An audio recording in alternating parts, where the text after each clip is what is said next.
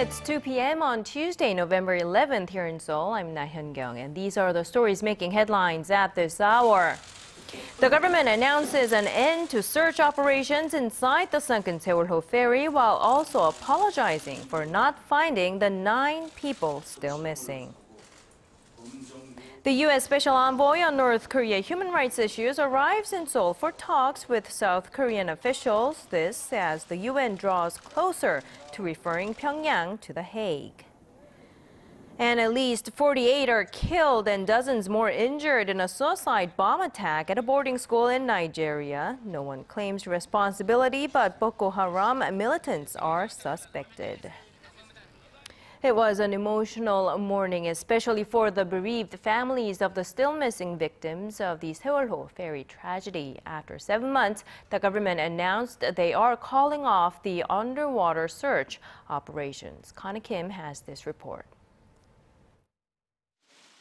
The underwater search operations for missing victims of the Sewolho ferry disaster has come to an end, despite 9 people still being unaccounted for.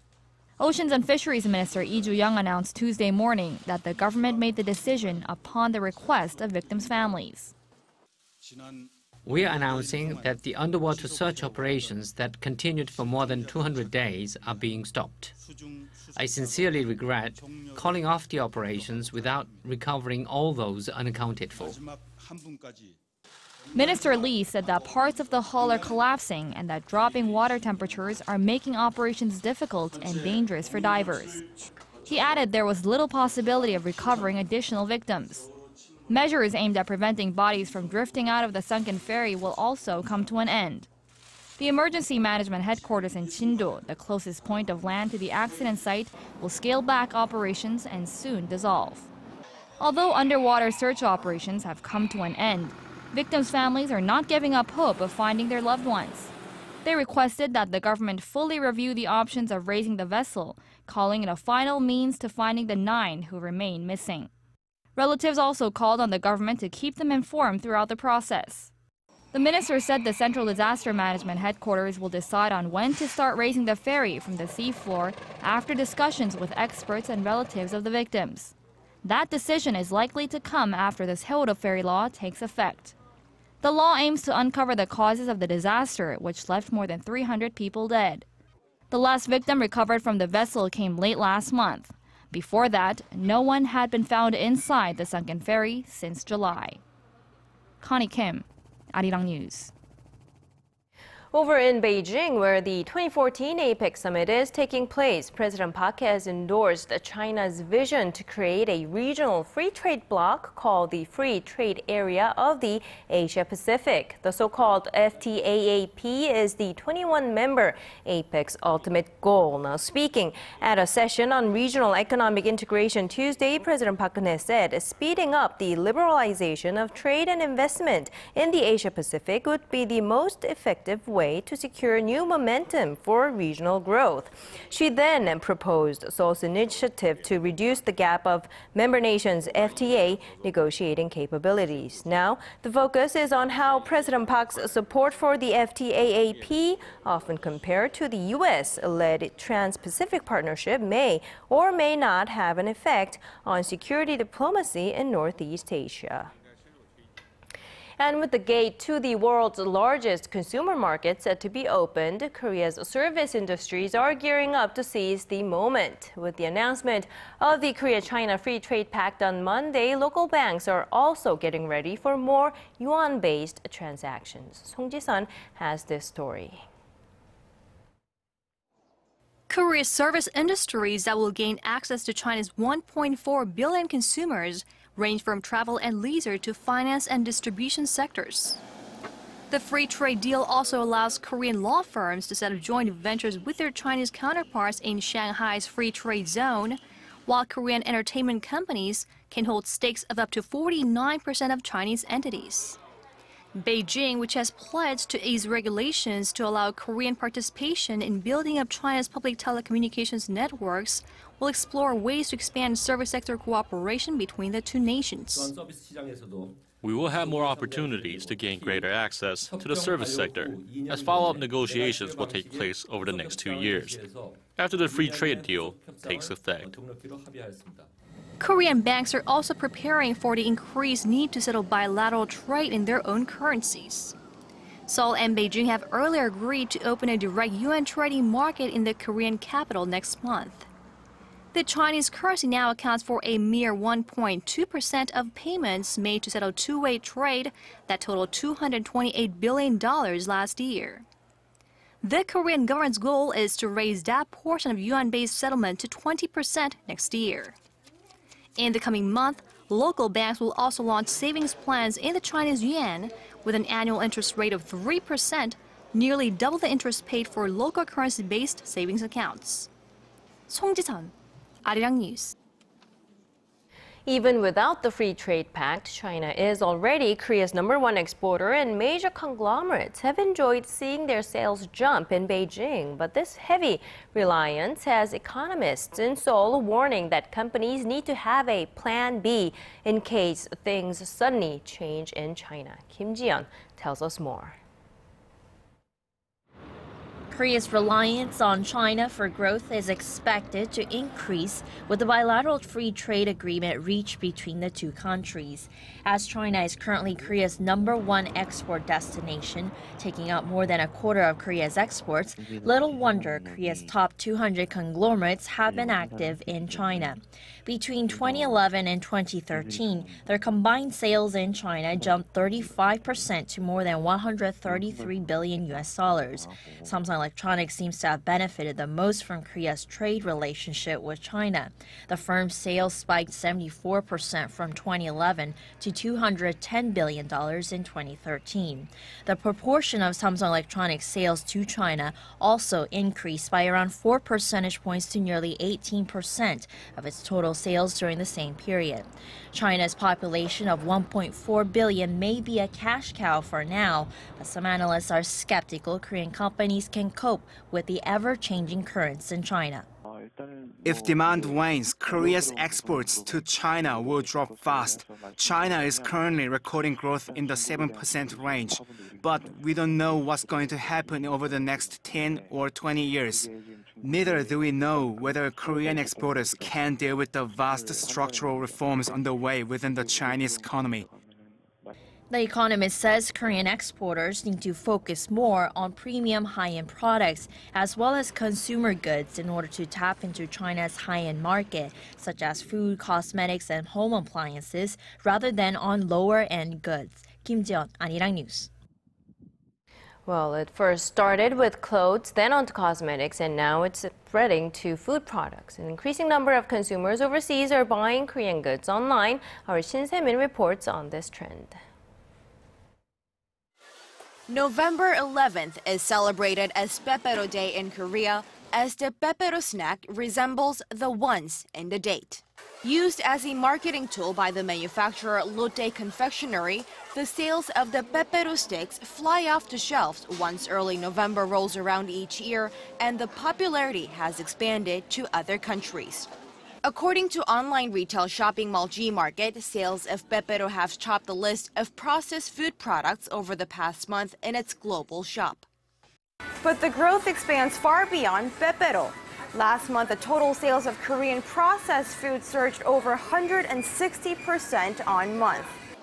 The G-Market global shop, which reported a 57% sales jump in the first 10 months of this year, offers food items ranging from chocolate and instant noodles to seasoned liver, red chili paste, and even fermented seafood. I regularly purchase salt-fermented seafood online. It was a little difficult to get my hands on it, but now it only takes 3 to 5 days to get when I buy it online. Online retail shopping malls are boosting services to accelerate the market. Malltail, a direct purchasing website, recently partnered up with the Korea Postal Service, making shipping easier for a number of products, even fresh produce. Considering that the majority of the shopping exports are being made to China and the level of their spending on Korean products, whether it be cosmetics or pepero, the sales will most likely surge. If their interest in Korean food products continues, it will definitely influence Korea's food industry. And since Korea and China have concluded FTA negotiations on a deal that will remove tariffs on most products, more Chinese customers are expected to log into Korean online retailers to fill up their shopping carts. Shin Se-min, ARIRANG News. In the year 2012, where Korea was at its record high. All of the day's important events close to home and around the world. Join Laah Hyun-kyung live from Seoul. Shopping market thinks the true meaning of creation shines through.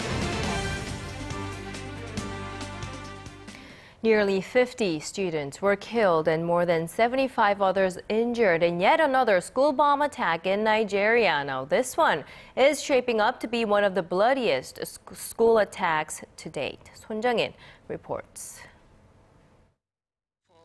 The blast that tore through an assembly hall at the Government Science Secondary School in Nigeria's northeastern town of Potiskum was the 7th attack this year on a school in the country. Police say a suicide bomber who was disguised as a student set off the explosion just outside the principal's office, where students had gathered for a daily speech. Dozens were killed, all believed to be between the ages of 11 and 20. In a statement, UN Secretary General Ban Ki-moon strongly condemned the deadly attack and called for the perpetrators to be brought to justice. The Secretary General is outraged by the frequency and brutality of attacks against educational institutions in the north of the country, and reiterates his demand for an immediate cessation to these abominable crimes. Although no one immediately claimed responsibility for the attack, Boko Haram militants are suspected. The extremist group has targeted schools in its 5-year insurrection that aims to build an Islamic state in which boys receive only Islamic education and girls do not attend school. In reaction to the latest bombing, local authorities ordered the immediate closure of all public schools near the town and called on the central government to help bring an end to the escalating violence. Son Jung-in, ARIRANG News. Back here in Korea, the U.S. Special Envoy on North Korean human rights, Robert King, arrived in Seoul earlier today. He is expected to further pressure Pyongyang on its human rights violations, together with the UN Special Rapporteur on North Korea. Hwang Sung-hee has this report. Washington's Special Envoy on North Korean human rights issues, Robert King, arrived in Seoul Tuesday amid growing international attention on Pyongyang's dire human rights situation. During his 3-day stay, King will meet with South Korean officials and attend a human rights forum. His trip coincides with a visit to Seoul by the UN Special Rapporteur on North Korea, Marzuki Darusman, and is largely focused on the ongoing UN moves to take the North Korean regime to the International Criminal Court on allegations of human rights violations. A draft resolution is expected to be adopted by the General Assembly's Third Committee as early as next week. It should then be officially approved by the UN General Assembly in December. And North Korea seems to have wrapped up its rare diplomatic charm offensive. In a statement given to UN member states last month, Pyongyang said that as of October 31st, it was suspending all talks on the draft resolution that urges the Security Council to consider sending North Korea to the ICC. The statement also warned those supporting the move will have to take full responsibility for the consequences that follow. Nonetheless, diplomats working with North Korean officials say the regime has become genuinely concerned about the recent UN moves, zooming in on its human rights situation. Hwang Sung-hee, ARIRANG News. North Korea needs to show sincerity about denuclearization if it wants to improve ties with Washington. Now, those are the words of U.S. President Barack Obama speaking at a news conference at the APEC summit in Beijing. He said the release of 2 American detainees over the weekend was just a small gesture and that more needs to be done by Pyongyang, saying the North's nuclear issue is the #1 security priority in the region. Obama stressed stressed that the U.S. is open for talks, but only when North Korea is ready to seriously discuss giving up its nuclear ambitions. Now, the South Korean military is into the second day of a nearly 2-week-long annual defense exercise. Seoul says the drills are being conducted to prepare against possible external provocations, but Pyongyang is not pleased. Kim Hyun-bin tells us why. North Korea has condemned the South for conducting its annual Hague defense drill, calling it a practice for invasion. The North state-run Korean Central News Agency warned Seoul to immediately halt the exercises and also issued a veiled threat, saying the South should remember the shelling of Yeonpyeong-do Island in 2010. South Korea began its annual Hague defense exercise on Monday, with a record number of personnel from all branches of the military taking part. The goal, according to a statement from the Joint Chiefs of Staff, is to bolster South Korea's defense posture against potential threats to regional stability, including those coming from North Korea. The 2 weeks of drills consist of numerous maneuvers, such as joint landing and maritime infiltration defense drills. More than 330,000 military personnel are taking part in the exercise, making it the largest ever Hague drill since the first one was staged in 1996.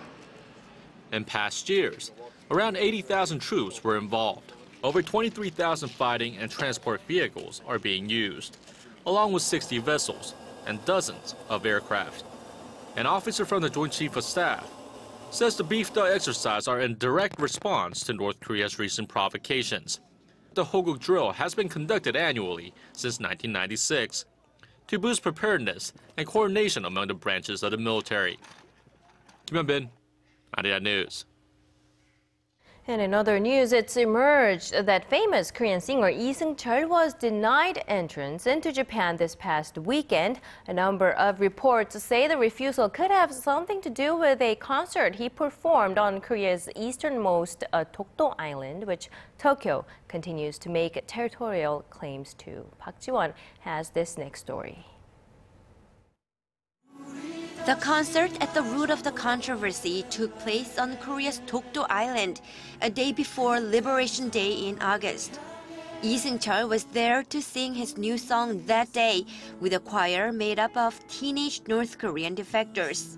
Fast forward a few months, and the 47-year-old set off for a trip to Japan on November 9th.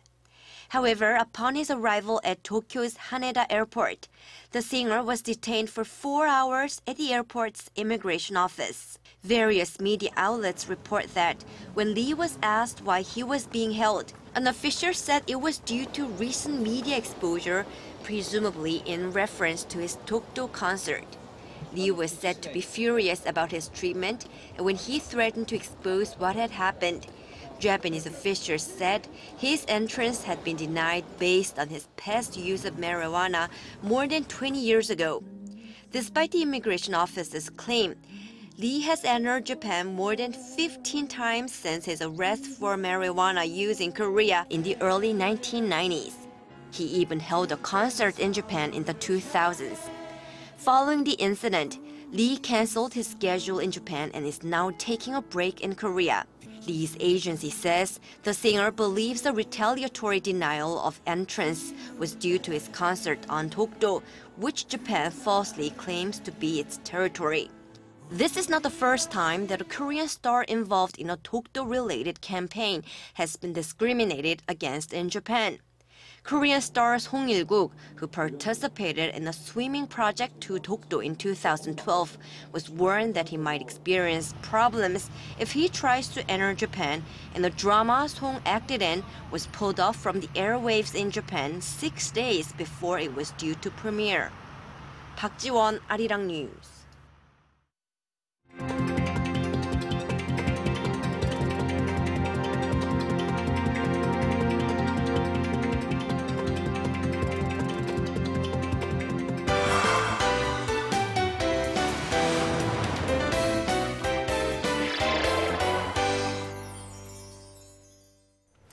With cold weather, November tends to be a quiet month for festivals, but our Im Yoon-hee joins us with one special festival that lights the way for the people of Seoul every year around this time. Good afternoon, Yoon-hee. Good afternoon. So the Seoul Lantern Festival is a popular festival for both families and tourists.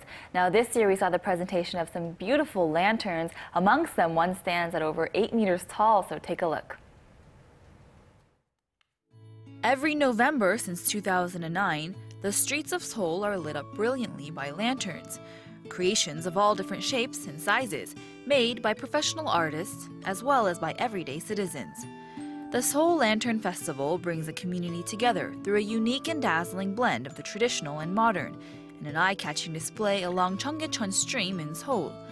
Millions of spectators gather from all over the country and the world to see this landmark spectacle of handcrafted lanterns, each created under this year's theme of World Heritage Shining in Seoul, which highlights Seoul's history for friends and family alike. You know, every year I take a look at the festival and every year I'm amazed. It's just so beautiful. And you say there's a story behind the exhibited artwork. Right, so on top of the theme, they also have a story, a purpose. So with the entire showing of these lanterns, they want to tell the story of the 700 years of history of the Baekje Kingdom. And so if you go there, you're going to see some very iconic symbols and some figures as well. And when's the best time to catch the festival? Obviously at night. Right, so the lanterns are there all day for you to see, but from 5 to 7 they turn on the lights, and that's when you're going to want to see how beautiful and how spectacular they are across the Cheonggyecheon Stream. And so every year they have about 2.5 million people who attend this festival, so be prepared for a crowd, especially if you go in the evening. Right, but still we have many days left, right? Yes, It runs until the end of November, so right. we have plenty of time to catch that beautiful work there. But you have one. another item for us today? Right, so I have another exhibition, a couple exhibitions actually, with some more artwork that I think you'll find quite brilliant. Take a look. A deer in headlights. Hundreds and hundreds of headlights. Artist Sewol-ho is known for melding technology and art for futuristic-like works, including this mammoth orb of car headlights that leaves viewers frozen in their tracks. It's part of a collection of works reflecting the dreams of 9 artists, with the exotic and the unknown mixed in with the world we live in. The exhibition is part of the Hyundai Motor's brilliant art project.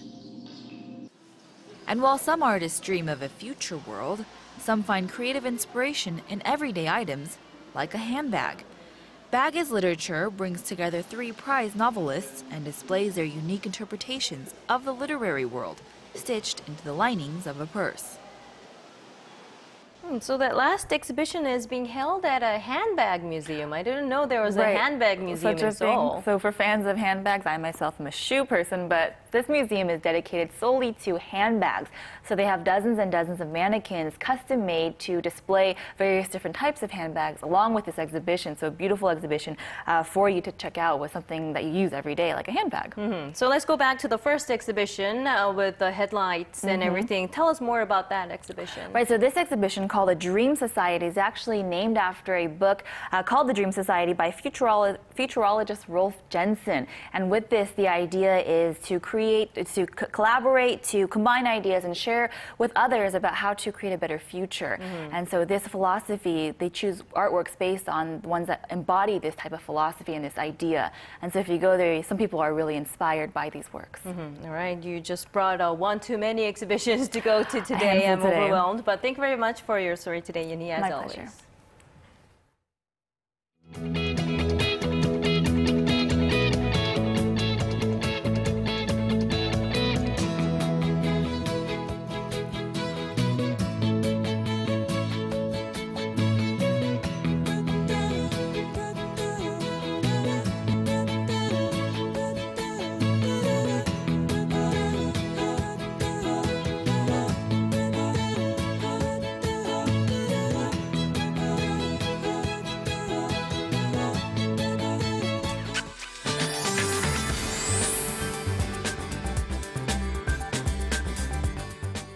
Good afternoon. The sunshine we enjoyed in the morning hours are now being joined by some clouds. But unlike the chilly morning, temperatures are inching up to be the mild side. So let's take a closer look at the readings for today. Now, the daytime highs in the capital and Gwangju should top out at 15, while Daegu and Busan will peak at 17 and 19 respectively. On to other regions. Jeju Island and Daejeon will be getting up to 16 and 15 later on, and Dokdo should see a highs of 16 as well. Well, it seems like nationwide sporadic rain is in store tomorrow morning, but it should let up before the morning commute, and it will be much cooler day tomorrow with highs only peaking to 10 here in the capital. And on Thursday, on the day of the college entrance exams here in Korea, a cold snap will sweep the whole peninsula with lows dipping below freezing mark. So please keep that in mind. Well, that's all from me today, and back to Hyun-kyung in the studio. All right, thank you, Ji-hyun, for that. That brings us to the end of our newscast. I'll be back with more updates at 4 p.m. Korea time. Thank you for watching.